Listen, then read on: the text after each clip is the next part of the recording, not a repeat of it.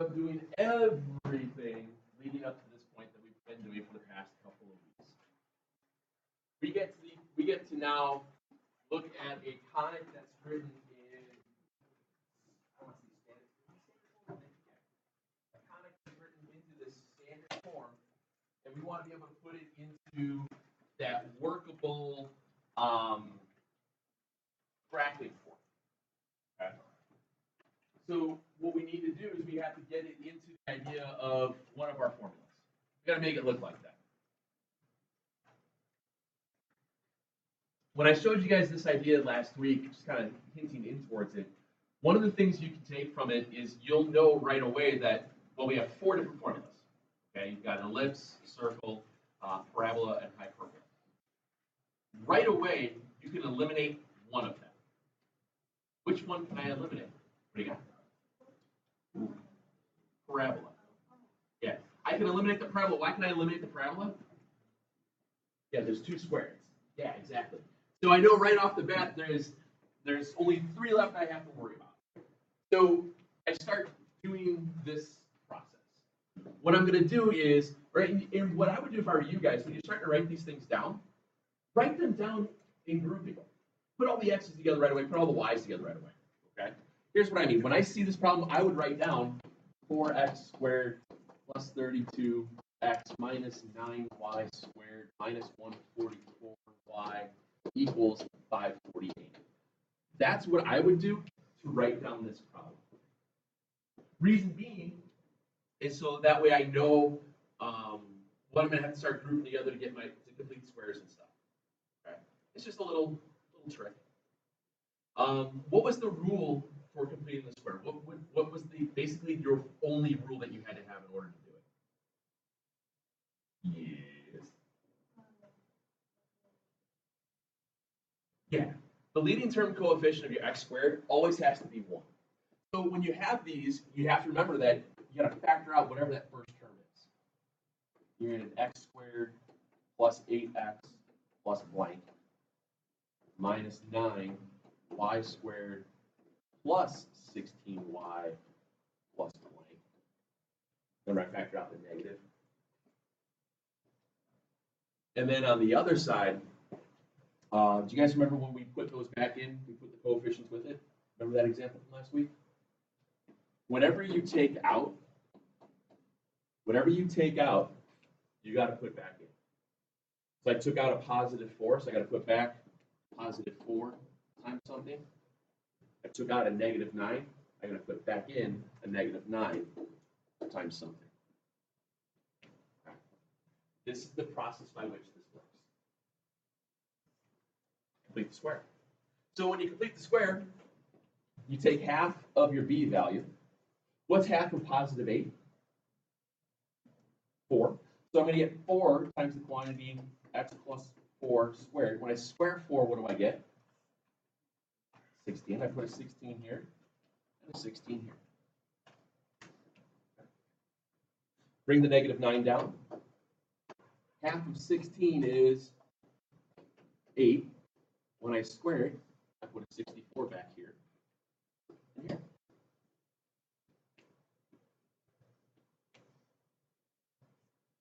Now I just got to figure out the other side. Okay? So figure out the other side.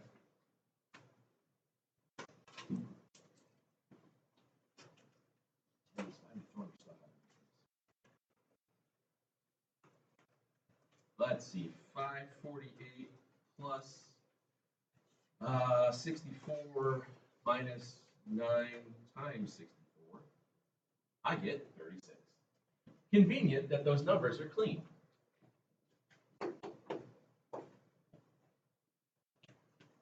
Those numbers should be somewhat clean. They should be. I think the worst you'll get, maybe like we were doing before, remember we had b values, a and b values, or a squared, b squared values like 25 over 4. That wasn't terrible. It's still a perfect square when you square it, so it wasn't that bad. So now what do you do? Yep.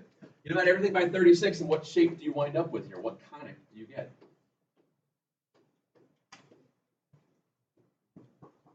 Hey, what? That's a hyperbola. Yep, it's got to be a hyperbola because you've got that minus sign. Sir. You got that minus sign. So you simplify it out, you're going to get x plus 4, 180 squared over 9, minus y plus 8, 180 squared over 4 equals 1. And then you can graph it. Okay. Mucho stepos.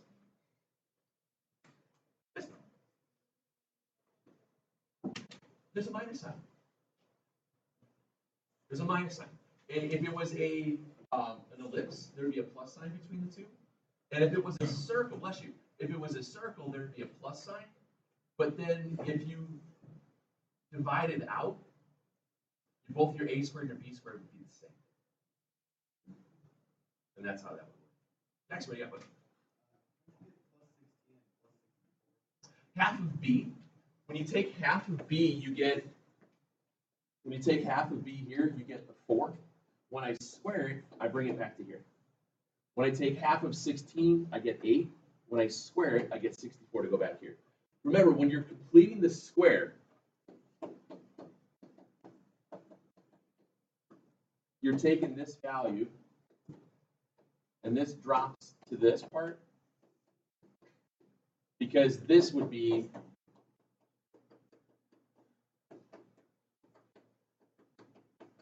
that's where that comes from. You're trying to create that perfect square so that we can solve the problem. Okay, it's always half of b drops to your term. When you square it, it goes to both sides. Every single time. So from here, let's see, we have an, what came first, x squared or y squared? X squared. So look at your formulas. Is this going to be a hyperbola that goes left and right, or is it going to be a hyperbola that goes up and down? Like I said, look at it. It's going to go left and right. Okay. So I know it's got to do this. My center is at -4, -8.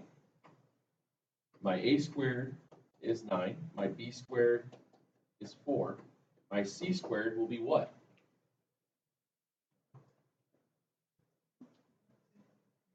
13. Yep, you got to add them together because it's always the opposite of the sign that you're working with. So we add them together, get 13. So a plus or minus 3, b plus or minus 2, and c is plus or minus 13. And then it's just a whole lot of plotting. Okay? Whole lot of plotting.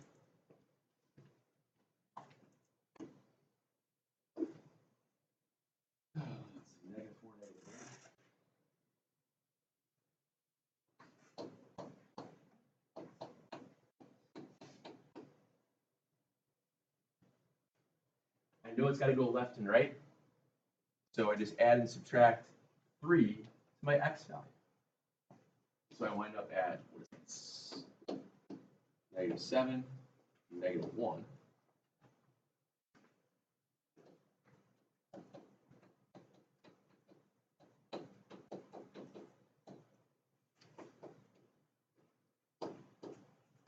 My covertex, I have to add and subtract 2 the y value because it goes up and down.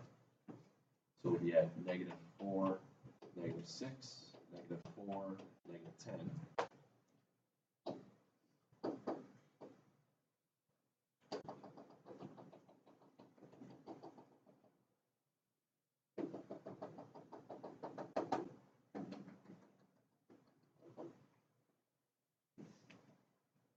Slopes, plus or minus 2/3.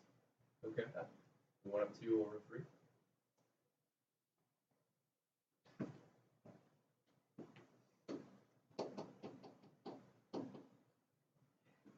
Foci, again, got to go left and right for my focus.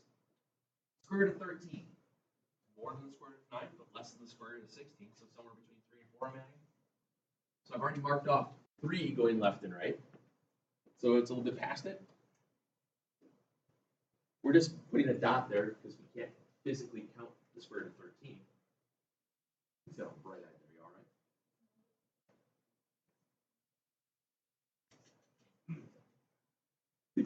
So when I put the ordered pair in,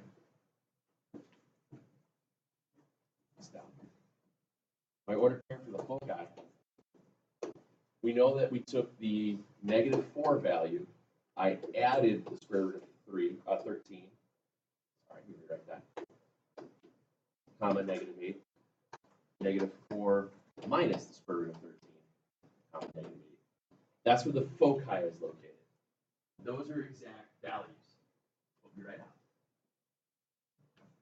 Yes.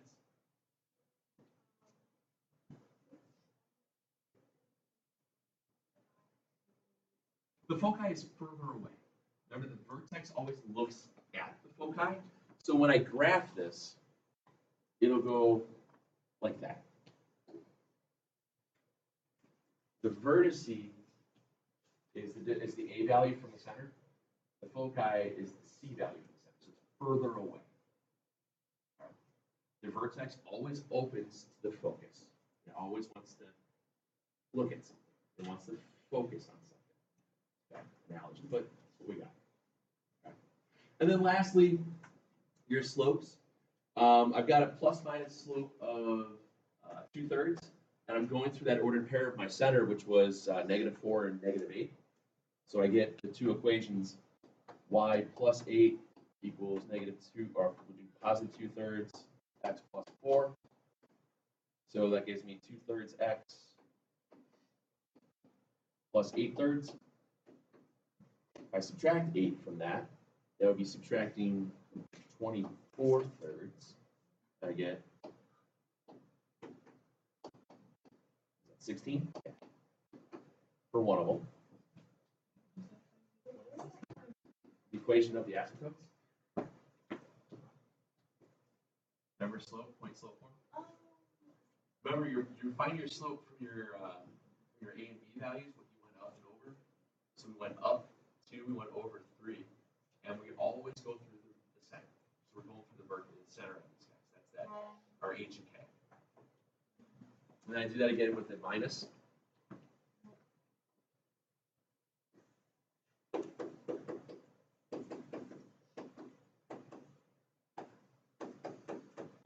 So we get y, this becomes what, -2/3 x minus 8/3, and then subtract 24/3, and I get y equals -2/3 x minus 32/3. Again, a lot of times your asymptotes, you're going to get fractions in them, but they're very workable fractions. They're very workable. It's always fun to start with the one that has the most stuff to it, the hyperbola. That's the most work out of all of these guys when we do the hyperbolas. It always is, because you've got those extra steps of the equations of the asymptotes. Okay.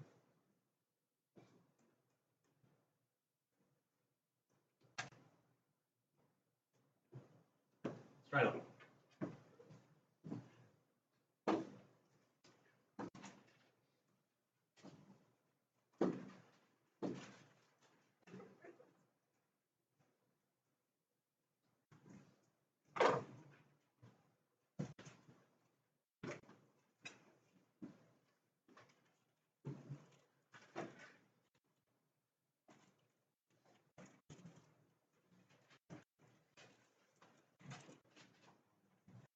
This is the last bit of it. We got some problems with this today. I've got some review ones. I'm probably just going to give you, I'll give you the, oh wait, no, the printer didn't work. I might have to post it. That way you can get started on it. Because really the only weird thing we haven't done, which I'll try and get to at least one example of it today, is we've done, write the equation of the conic given a vertex or given a co-vertex, a vertex and a foci and whatnot. But most of those numbers were somewhat clean. What happens if you've got plus some square rooted, a shifted version? Okay. So I'll show you some of those. I'll do one of those here in a minute and show you how that works as well. When you wrote this down, did you write down grouping your x squares and grouping the y? Good. So hopefully if you do it that way, you got 2x squared minus 4x plus y squared equals 4. Okay. Now, this tells me I only have to complete the square once because the y squared is just there. So in doing so, I'm going to get 2 times the quantity, x squared minus 2x plus blank, plus, will I change anything if I write it like this?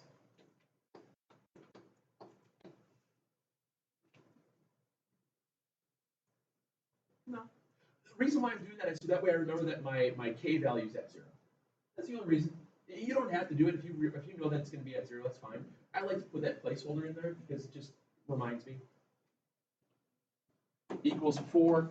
I only took out a 2 on one side. I didn't take anything on the other side. So all I have to do is remember to put back plus 2 times something. And we got to figure out that something. Okay. So you go through the process again. Half of b squared added to both sides. I get 2. What's half of negative 2? Negative 1. When I square negative 1, what do I get? 1. So I add 1 to both sides. Okay. And then the other part is just going to be plus y minus 0 quantity squared equals 6. You okay with that? What do I do now? Yeah. Divide everything by 6.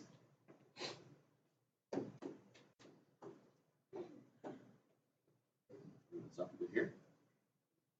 I'm going to get x minus 1 quantity squared over 3 plus y minus 0 quantity squared over 6 is 1. Which makes this, there you go, makes it an ellipse, ladies and gentlemen. And it has to be an ellipse because you've got 2 different values for your a squared and your b squared. If they were the same value, then you find up with a circle. Okay. If this is an ellipse, which one is playing the role of the a squared? The 6, good. Remember the a squared for ellipses, or it's not ellipses, it's actually ellipses. For the a squared value for the ellipses is always the larger of the 2. Last time I checked, 6 is larger than 3. So first things first, we have an h and k at 1, 0. A squared 6, b squared 3, c squared. In order to find c squared, what do we have to do here? Very good. So this is tough. Ready? 6 minus 3. It wasn't divide. There wasn't those extra dots there. So if I start with 6 and I take away 3, how many are left?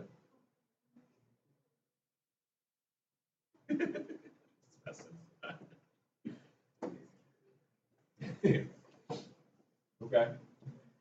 This is a good example of how all your vertices and covertices and foci are just going to have really crummy looking radicals.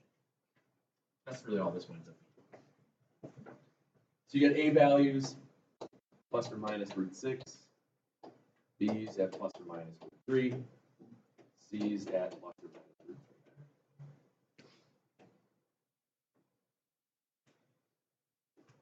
3. My center is there. A squared was underneath the y, so is this stretched vertically or is this stretched horizontally? Vertically. According to our picture, remember, always never get this wrong, guys. Never get this wrong. Stretched vertically. So now I have to walk the square root of 6. Okay. How far is the square root of 6? Yeah, somewhere between 2 and 3. Because the square root of 6 is more than the square root of 4, but it's less than the square root of 9. Are you okay with me saying it like that? Sometimes you guys look at me kind of glazed over when I say that. I don't know if it's because it's early or because you just glazed over. So just rough sketch it. Somewhere between here and here. Now, when you write out those ordered pairs, though, what value did you change, your x or your y value? The y value.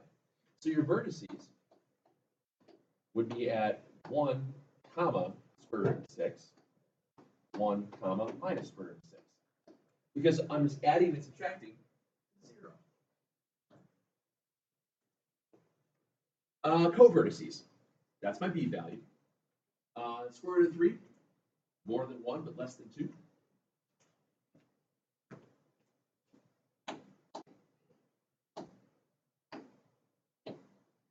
There-ish, I don't know.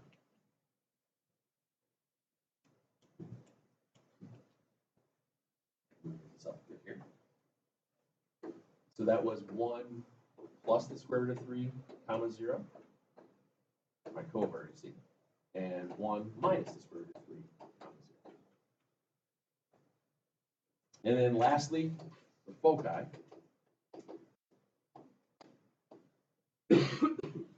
Foci go the same direction as vertices always. Your vertices always looking at it. So it's going to be along that vertical line at 1.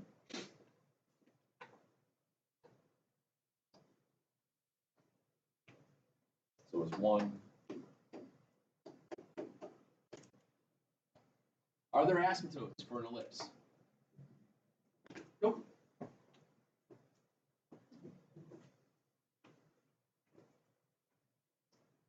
Again, remembering, yes, ma'am. No, go ahead, go ahead. They're more important than what my mumbo jumbo is. That was like a nice thing.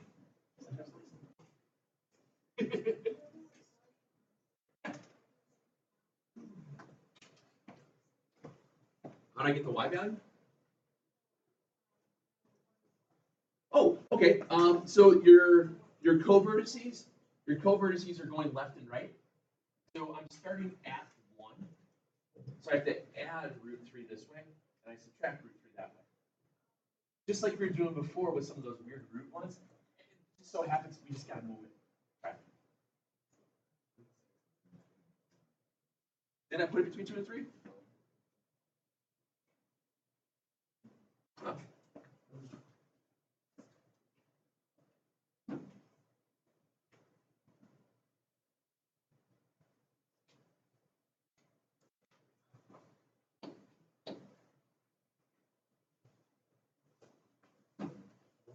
Is that better-ish? Sorry. Squint. Yeah. All right. Yay! Oh, completing the square. You're such an awesome thing. It's like the best way to solve a quadratic. But like I was saying, there was that other format that I wanted to show you real quick that I didn't.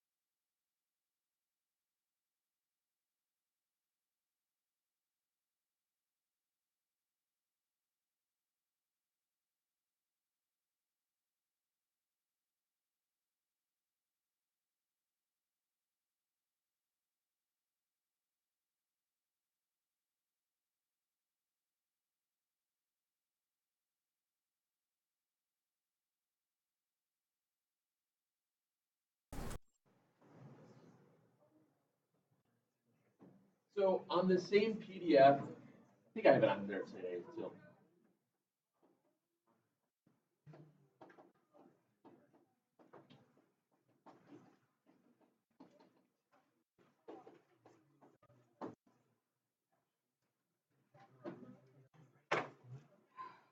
All I want you to do for these is write it into the conic. Actually, you know what? We changed these problems because I just remembered that the textbook does it differently. I want you guys to be able to figure out what the shapes they are. The textbook will just tell you what the shape it is, or the answer guide will just tell you the shape. It won't give you the form. I don't do that. I just go right for it. So I'm going to change the ones at the bottom here instead. So,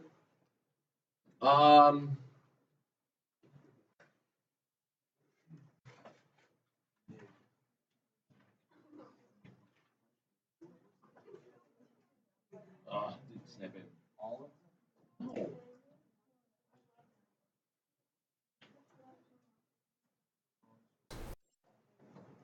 There it goes.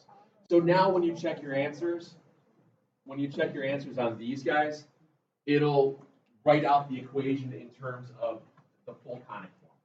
All right. I know that the instructions will say to graph and label and do everything on that.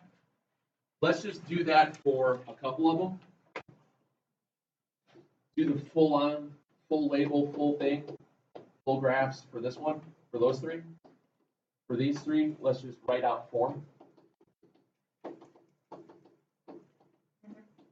That way you get a little bit of practice of both. I mean, you'll be doing the same thing over, but just so you can practice a couple of the extra shifted ones. Then tomorrow I will, well, by the end of the day today, like third hour, I'll upload that review PDF that I was just pulling stuff off of. So that way, if you want to get ahead and start looking at some of those, by all means, we can start doing some of those in class because there are a couple of styles of weird valued ones that we have written equations for. I want to make sure that we do a couple of those to practice together as well. We'll test through all of this stuff on Wednesday, and it's mainly just going to be all shifted things. I'm not going to put back any of the non-shifted stuff. I mean, because you got to shift it anyway, so you might have to go through it. Same kind of idea, same kind of layout. Write a couple equations, graph a couple things, label, and do all of it. So it should be very similar, just with shifted things, really. Yeah. Switch it into the comic section. You know, what comic is it? You know, for this first one, you can tell it's going to be a y-squared parabola. So write it into the y-squared parabola format of the comic. We have to complete this work out. Okay. Yes. Yeah, I'll let you have the calculator on this one because the formulas are on there that we can go back and forth with them. Okay. That way you're not going about the fractions. You have to press the buttons directly. You have the y equals and all that. Once you get going in, it's really easy.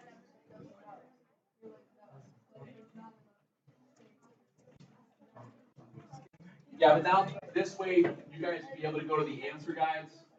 You can use the internet and all that, and it'll show you all of this stuff. So you'll be able to reference your work then. Okay. Huzzah!